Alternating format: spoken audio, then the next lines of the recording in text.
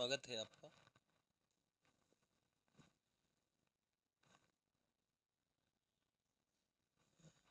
आपका। आज हम लोग नीट के प्रीवियस 35 ईयर के क्वेश्चन करने वाले हैं, जिसमें हम लोग अपना पहला टॉपिक जिस पे बेस्ड आपके एग्जाम में क्वेश्चन आए हैं वो है अपना average velocity and average speed.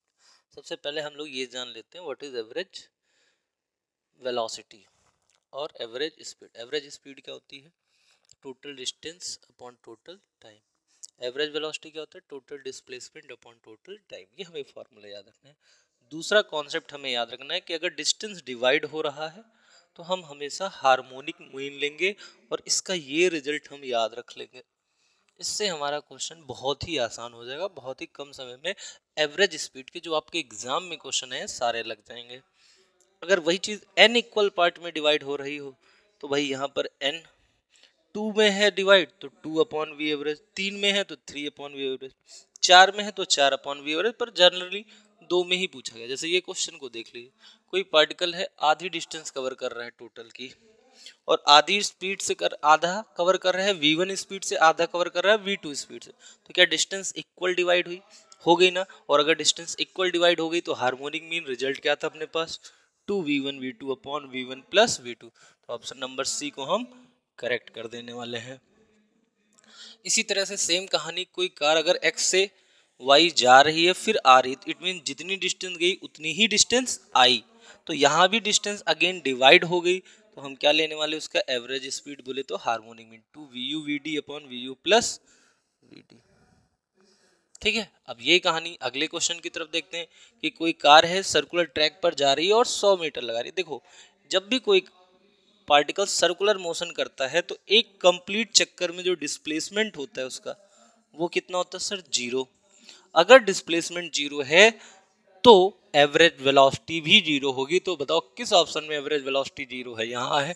नहीं है, यहाँ भी नहीं है। ये दो ऑप्शन बच रहे हैं, तो या तो बी ऑप्शन करेक्ट होगा या तो सी। फिर हम क्या देख रहे हैं, अगर चक्कर लगा ही रहा है, रुका है नहीं पार्टिकल, तो डिस्टेंस कभी 0 नहीं होती, और अगर डिस्टेंस 0 नहीं तो स्पीड भी 0 नहीं होगी। तो ऑप्शन नंबर सी हमारा क्या हो गया? करेक्ट हो गया। अगले क्वेश्चन की तरफ बढ़ते हैं। देखिए क्या कह रहा है कि कोई कार है 200 मीटर गई। ठीक है जी, 200 मीटर तक कार को जाने देते हैं, क्वेश्चन समझ गए हम। It covers the first half distance, यानी 100 मीटर को इसने कवर किया है 40 की स्पीड से, और आधे 100 को इसने कवर किया है कितने की स्पीड से? v स्पीड से। v स्पीड से कवर किया। एक सेकेंड इरेजर। अगले हाफ डिस्टेंस को ये v स्पीड से कवर कर रहा है, ये 40 की स्पीड से, आधा v की स्पीड से, और एवरेज स्पीड जो आ गई 48 आ गई। ठीक, तो बताइए कभी भी जो एवरेज स्पीड आती है वो मिनिमम और मैक्सिमम स्पीड के बीच में आती है। तो ये तो पता चल गया कि ऑप्शन 48 से बड़ा ही आने वाला है। पर समस्या ये है हमारे पास कि एक ही ऑप्शन एलिमिनेट हो गया, 3 को बाकी देखना है। तो आप बताइए क्या लेंगे भाई? जब भी डिस्टेंस इक्वल हो तो वी एवरेज का क्या फॉर्मूला हो गया? 2v1 v2 upon v1 plus v2।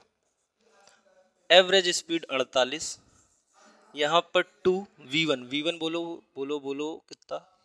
40, v upon 40 plus v। Solve करना है। 12 4 से डिवाइड कर दिए 12, ये 10, ये कितना हो गया? और भी डिवाइड कर दिए, 2 6 जा 3 जा 5 जा, तो यहाँ हो गया 3 equals to 5v upon 40 plus v। Cross multiply कर देंगे तो 120 plus 3v equals to 5v। तो v की वैल्यू कितनी आ गई? 60। और ये रिजल्ट अब मैं आपको दिखाऊं कि ये डाटा भी एग्जाम में रिपीट होता है। अभी आपको मैं दिखाता हूँ। ये देखिए अगला क्वेश्चन, एक बस कवर करिए 1/3 distance at a speed 10 kilometre per hour, next 1/3 at 20 speed and last 1/3 60। कितने पार्ट में डिवाइड है? 3 पार्ट में। 3 पार्ट में डिवाइड है तो लिखेंगे 3 upon v average equals to 1 upon बोलो क्या? 10 प्लस 1 अपॉन 20 प्लस 1 अपॉन 60। ये है।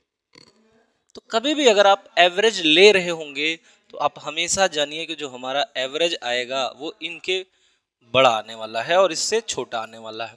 अब बताओ 10, 20 और 60 का एलसीएम क्या हो गया? 60। 10 छक्का 60 तो यहाँ 6 हो जाएगा। 23 जा 60 तो यहाँ 3 हो गया और यहाँ हो गया 1।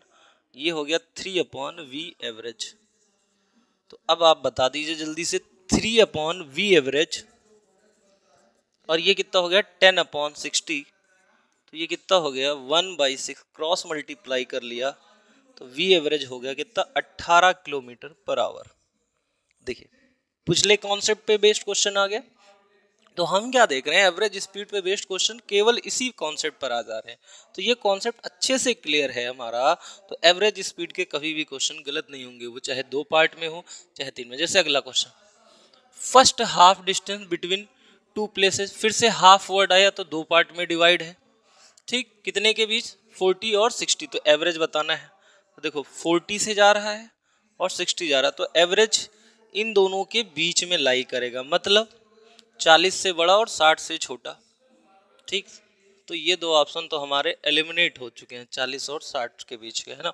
तो अब बचे रहे 48 और 50। अब इनके लिए कैलकुलेशन भी कर लेते हैं या फिर थोड़ा सा गेसिंग पावर करते हैं। बी और सी में मोर करेक्ट हम किसको कर सकते हैं भाई?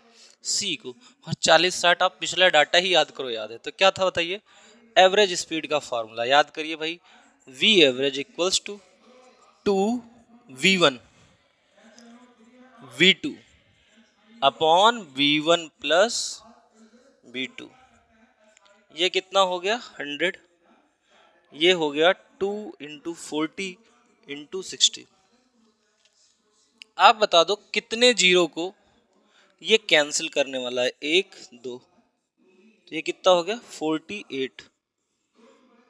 कितने जीरो को कैंसिल कर रहा है? 48। तो हमारा आंसर क्या करेक्ट हो जाएगा? 48। आगे बढ़ते हैं। अब अगला कॉन्सेप्ट जो है हमारा instantaneous velocity and instantaneous speed, इसको हम लोग अगले वीडियो में कवर करने वाले हैं। तो अभी इतना ही आप रिवाइज करिए, छोटे छोटे पार्ट्स में डिस्कस करेंगे, धीरे धीरे वीडियो की लेंथ हम लोग इंक्रीज करते जाएंगे। तो आई होप आपको पहला पार्ट समझ में आया होगा। जो प्रीवियस ईयर में मोशन इन स्ट्रेट लाइन में पहला कॉन्सेप्ट था हमारा एवरेज स्पीड और एवरेज वेलोसिटी का। ठीक है, फिर मिलते हैं आपसे नेक्स्ट वीडियो में।